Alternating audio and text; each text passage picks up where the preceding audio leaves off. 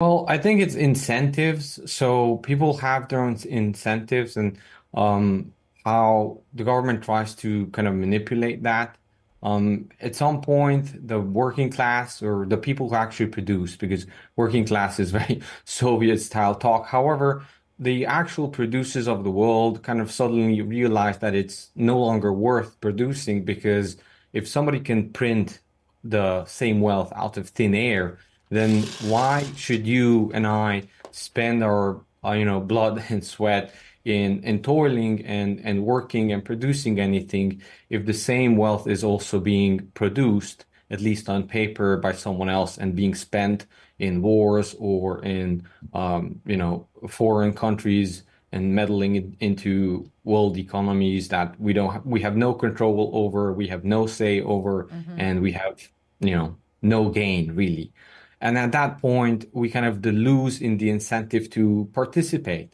And as soon as more and more people disassociate or push back and start stepping back and not producing the stuff that, we were kind of taking for granted. The thing that you have food in your stores, you take for granted that somebody produced that, somebody brought it in, Right. somebody, got the oil out of the ground to ship it there. There's a very delicate system.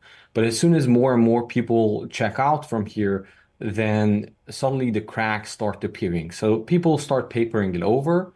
The governments at least try to paper it over or put more incentives here and there, but eventually it's just not worth participating. As soon as the actual producers of the world kind of pull back, don't start not participating, then the whole thing becomes a paper tiger and just shreds into pieces very fast.